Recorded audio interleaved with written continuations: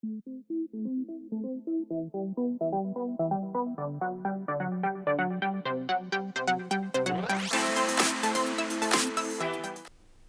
everybody, this is Graeme. Today I'm going to be looking at a game called Cargo Empire.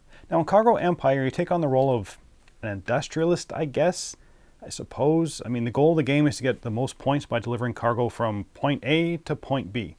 I know just by that sentence some of you are about to stop watching this video, but hold on, it actually is a little more interesting than just that. Now on a player's turn they get to do one thing and one thing only. They have to deliver goods by playing transportation cards to move that cargo. And for each type of transportation card used, they get to move that transportation along a certain track to get bonuses or maybe even end of game points. And you only have one action to do on your turn. But how you do it is what this game revolves around completely. Now, I actually kind of like the sound of that, so I was intrigued to see how well it worked. But does that make it an enjoyable ride like, an elegant Orient Express? Or more like a ride on your local subway where you can't wait to get off at the next exit? Let's get it to the table, see how it's played, and we'll come back with my final thoughts on Cargo Empire. Here's Cargo Empire set up. The city tiles are placed randomly on their level 1 side, then fill all the production spaces with the matching resources. The development track goes along the bottom of the board, and there are 3 different types of transport cards, and they're split into their 3 piles. The city cards are shuffled and draw 4 for the city display. The gold cards are placed beside the board. Each player gets a player board and their pieces. They get 1 of each transport card, they are dealt 1 city card and 2 gold cards. They decide which of these secret gold cards they want to return. In turn order, players place their trading post along the turn order track and take the card associated with their turn order. Then, starting with the last player and going in reverse, each player places a trading post on a city that matches one of the city cards from the city display. Each player must choose a different city. Then each player reveals their city card and adds 1 trading post there. The game is played over 3 rounds. Each round has 2 phases. An action phase where the players will take 4 turns, then an upkeep phase. You'll score points at the end of the game for moving your vehicles along the track to reach at least here, points for you completed secret gold cards, points for having trading posts in level 3 cities, and for having private city cards. During the action phase, players will take their turns until they have all taken 4 turns. On a player's turn, they're going to plan for transport. They decide which city is the supply city and which is the target city. The supply city must have one of their trading posts and have cargo, and the target city must want that cargo. That is, they must have an empty demand spot of the color of the supply city's cargo. Then you must pay for transportation. You play your transportation cards to move the cargo from the supply city to the destination city. A wagon card allows you to move the cargo 1 step over land. The locomotive is 1 or 2 spaces over land, and the ship allows you to move it from one port city to any other port city. You must always go the shortest possible route, and the cards must be used in the most efficient manner. You must also be able to complete the transportation this turn. It must go from the supply to the target city completely in 1 turn.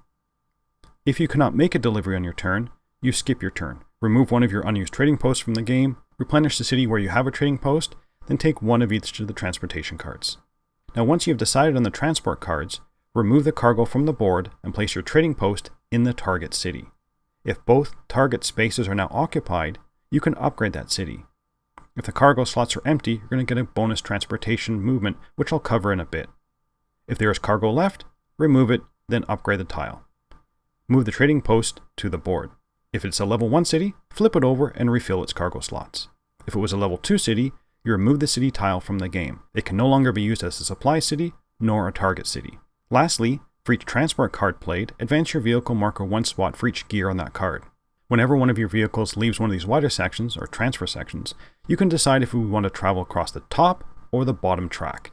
You cannot change tracks in between these transfer sections. Any bonuses you land on or pass, you receive. There are things like more transportation cards, new secret gold cards, or city cards, which you take from the city display and place them in front of you as a private city. Once you've done your transportation cards, they are discarded back to their piles. You then see if you get any bonuses. If the supply or target city match any of the city display cards or any of your private city cards, advance 1 of your vehicles you already advanced this turn in an additional step. If you did a perfect city upgrade, that is, upgraded a city this turn that has no supply cubes on it, you can advance 1 of your vehicles you've already advanced this turn 1 extra step. Once all players have done their 4 turns, there is a quick upkeep phase. First, rank each type of vehicle. Start with the wagons, then train, then ship. Whomever has the furthest wagon places their turn order marker on that wagon space and takes a wagon card. They are now out of the rankings. Next, go to the train, then ship. Each time the player's vehicles are no longer part of the rest of the ranking.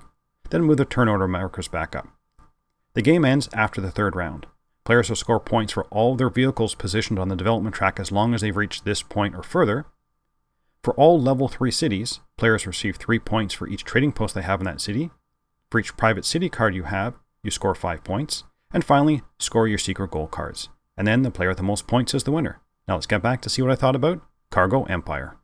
On to theme and components. The theme in this one is kind of bland if you play on the normal side of the board, where you're just kind of a generic company moving cubes from point A to point B. There is another side to the board with a fantasy theme set in the world of, I think it's die roll, where you are the lead of one of the families they are competing for supremacy. There is a map and a piece of newspaper about the world that comes with the game. Does that make the game more thematic? Not really, but it is something a little different because you're still doing the same game of moving cubes from point A to point B no matter which side of the map you play on. For the components, they're actually quite a nice quality. I like that each player color has a different shaped trading post. The transportation cards are double-sided to match which side of the board you're playing with. Both sides are functionally identical, so it doesn't matter for the gameplay, but, the change of art is nice. The rulebook does a good job walking you through, each step of basically your one action. All the cards are good quality. My only real niggle for the components is I wish there was a player referencing kind of card for the end of game scoring. Unless you've played the game a few times, you'll need to be referencing the middle of the rulebook for that explanation. And if they couldn't do individual reference cards, at least maybe on the back of the rulebook, because right now the back of the rulebook is just plain. Other than that, components were quite good. For the gameplay, as you saw from the overview, there's only one action you're ever going to be taking in this game. So the turns are going to live or die based on how engaging that is. For me, I enjoyed it. It was always a puzzle to figure out the best way to get cargo moved around. You want to deliver it to a city where you can get the perfect upgrade, along with having that city in either the city display or if it's a personal city of yours. You also can't let one player, run away with the city to get it to level 3 with only their trade towers in there because of how many points that could be there. You also be wary of spending your cards wisely, as you only get new ones by moving up those transportation tracks. So when you do get a new card, you better make sure it will work with kind of how you're set up and where your trading spaces are. So yes, there is only one action, but there's a lot of thought you need to do in order to take that action. You'll also be watching kind of what other players are up to. Clearing off the cargo to try and get that perfect city upgrade is also kind of tense. You fear someone is going to swoop in at the last minute and take that upgrade away from you. It's one extra point in the transportation thing, but it's something that you wanted to do. This game takes the idea of a pick up and deliver mechanism and kind of boil it down to its basics. On your turn, you're going to pick up and deliver one thing. And you'll be doing this every turn. Now, because of that, the game can feel a little long, because the more people think about their turns, the longer it's going to be. I know this is true for many games. But here you're only making 12 deliveries, so making sure each one counts is critical and pushes that game of 4 players to, about an hour and a half. The game does offer a fair bit of replayability, as the city cards will be random each time you set up the board. And one thing I alluded to at the beginning of this review is there is a completely other side of the board. If you play on this side, each player takes an asymmetrical power, which definitely changes up the gameplay even more and kind of adds some more replayability to the game. I think I prefer the asymmetrical gameplay, but still, the base is still a decent game. So would I recommend this one? Yes, I would. If you like pick up and delivery games and want something that distills that down to its pure essence, you should definitely give this one a try. Even if you don't enjoy pickup delivery, I still think it's worth a try, as having that single action available. It's kind of an interesting approach to the games. I like the components, and the rulebook does a good job. I like that there was a whole other map with asymmetrical powers available to you if you wanted to play that way. Sometimes you just want to keep it simple, just play the base side. But the base side is still, it's an enjoyable play. I like the core mechanism and the depth that it offered in the decisions you have to think through. The decision on what to do in your turn is removed. You know you're going to be delivering. So now you can just think about how you're going to do it more efficiently. I really like the transportation mechanism. If you try and push one vehicle by only using its cards, you're going to run out of those cards. So balancing out is kind of an important and fun exercise. For the negative, the game is a one-trick pony, and I do worry about the long-term replayability of it. Each game definitely has a random setup, but you'll always be approaching it the same way.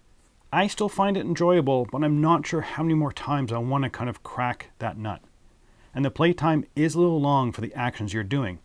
I know that it's going to be group dependent, but I played with a few different groups and at different player counts, and I always felt it was just a bit too long.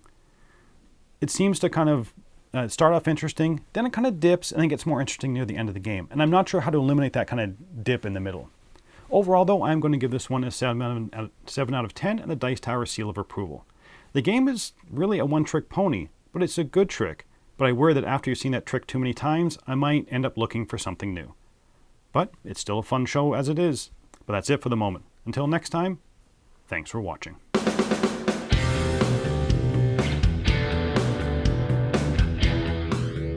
Hey folks, thanks for joining us for that video. If you haven't yet, like the video, subscribe to the channel, and hey, make sure you check out what's happening where I'll cover an app on an iOS or a Switch device, and you can check it out along with me. Thanks very much.